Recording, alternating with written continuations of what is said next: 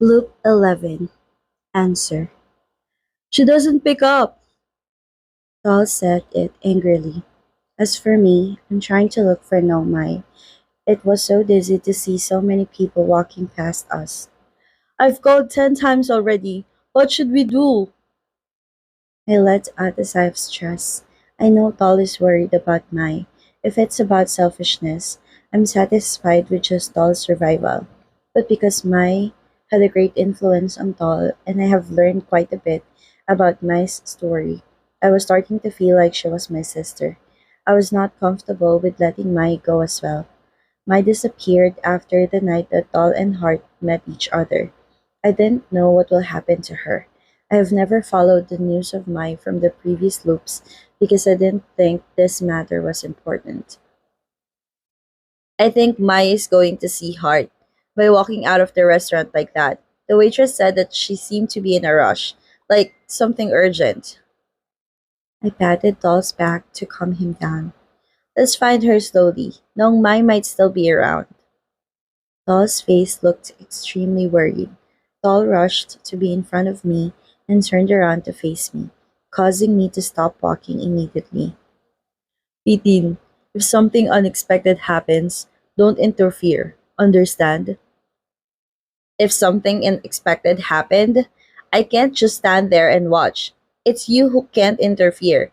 You're now having a heart attack. You can't exert too much force. It's you. Don't bother. If you get involved, you will die.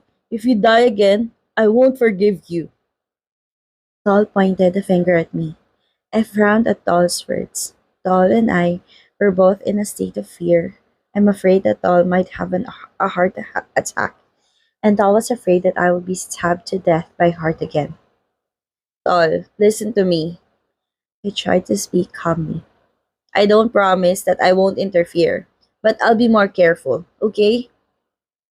Not okay. Tall argued back. So, what do you want me to do? I yelled back, causing Tall to be stunned. You want me to stand still, doing nothing while Mai is in danger? Normally you're a smart person. Why didn't you understand me today? Tall looked stunned, and I just realized that I accidentally said something bad. Tall clenched his fists and loosened them as if trying to suppress his emotions. Then let both of us, I and you, die together so that we won't have to come back to help each other again. Tall said coldly, then quickly turned around and walked away. Let, let me stand stunned like a stone. Shit, what have I done? Tall. I was about to run to apologize to Tall, but I heard a young woman's screams down from downstairs. It was something that I immediately recognized whose voice it was.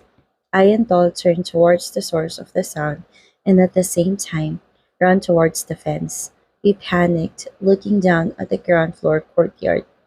I expected to see a picture of Hart giving Mai a headlock with a knife and threatening everyone not to come close. But no, the picture I saw was Mai standing with her hands up, covering her mouth. In front of her was a young man, Hart, who was kneeling in front of her with a bouquet and the fluted board cut into the shape of a car key. At the back of them is a Mini Cooper showroom with cute designs, and one of them, that was parked, had a large gift bow above it.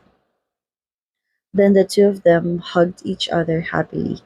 Tall and I looked at them without believing what we were seeing. I looked at Tall, who also looked back at me.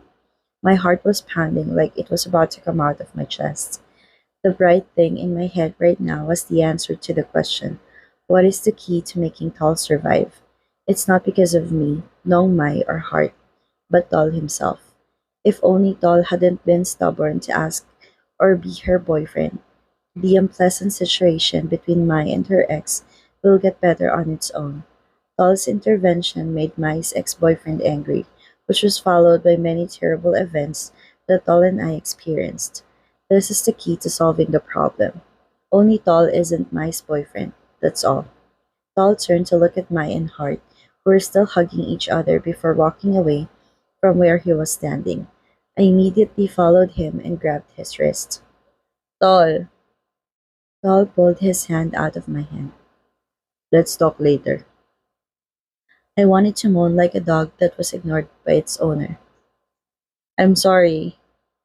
Saul didn't say anything, but let out a long sigh and walked in front of me.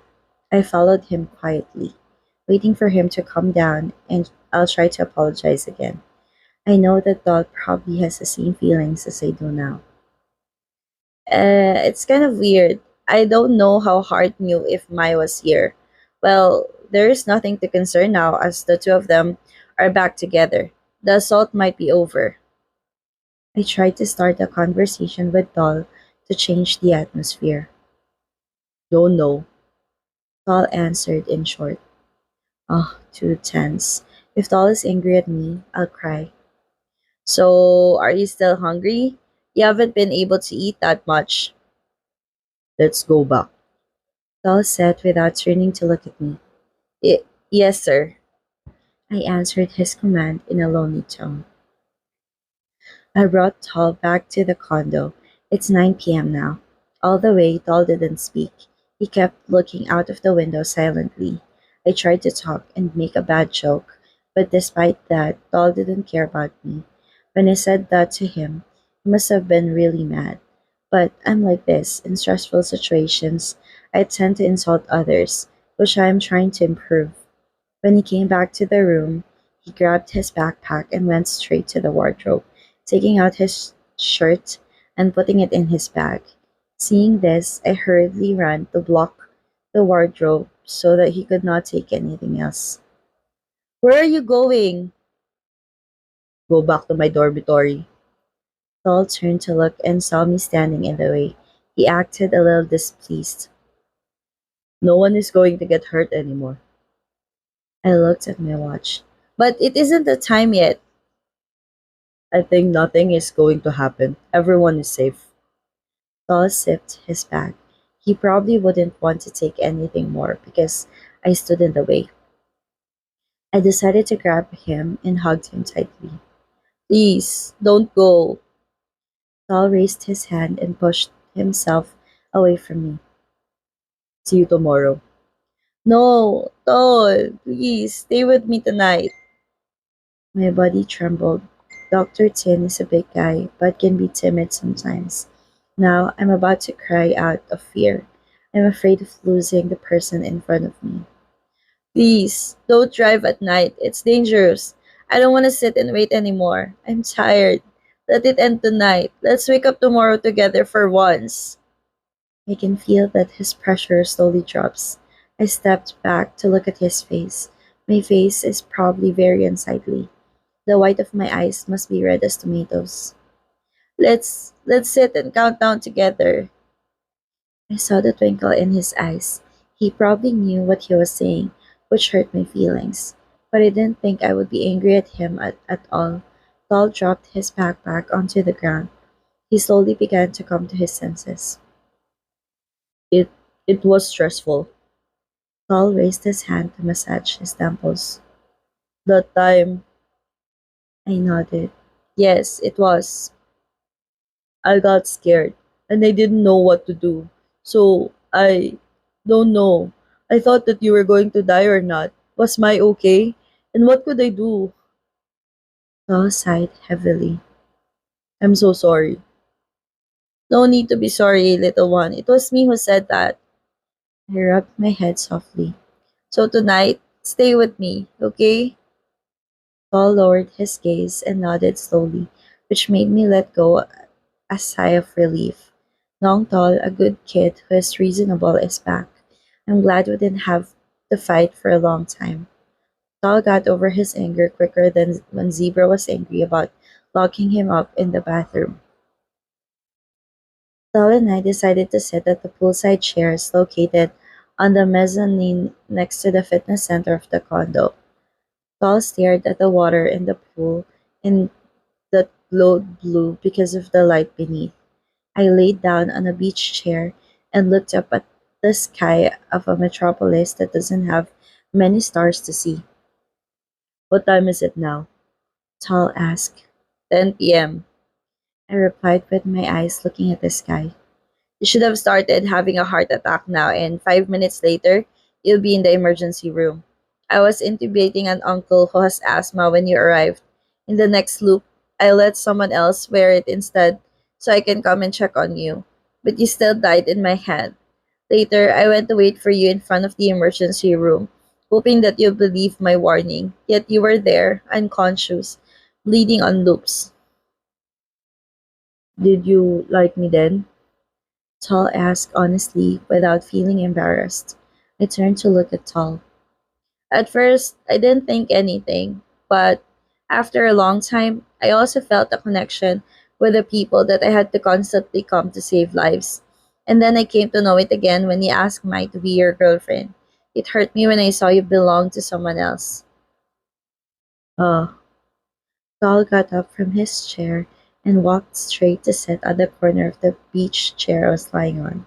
I moved in the other direction to make him sit comfortably. He raised his hand and touched my left chest. At this time, you were dying on the basketball court. A knife stuck to your chest. Paul poked his finger into my chest. "My called an ambulance. Then they told us to give you a heart pump. When the car arrived, there was a small male doctor who came to take you inside the car. They were pumping, intubating, doing everything for you to survive. But in the end, you died." I grabbed his hand that was on my chest. Did you feel sad? Paul was staring at me. "If I'm not sad, I wouldn't be back." I smiled widely. By hearing it made me happy. Why are you so cute? You have a boyfriend? Tal laughed, then turned to look at the light outside. "Yes, I do." Who is your boyfriend? Can you tell me? "An old man with withered skin, like to think of himself as a hero, enjoys playing lame jokes, and can talk to a cat but can't talk to people." I laughed. Who's that? He must be handsome. "Whatever," Tal answered. I secretly saw that the corners of his mouth were slightly raised like he was smiling. The time, 10:15 p.m., has passed without me and Doll realizing it. From what I intended to count down, it turned out that no one cared about the time anymore. Doll and I continued to talk, sharing stories of the previous loops that we had faced. We teased each other until we went back to the room. Tonight was supposed to be a long night, but it passed so quickly. Doll and I fell asleep while hugging each other. The warmth from Doll's body made me feel at peace. This warmth gave me the vital signs that Doll was still alive in my arms and no longer out of breath in the ER or the CCU.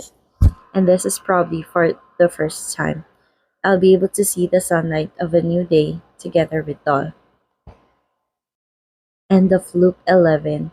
Answer.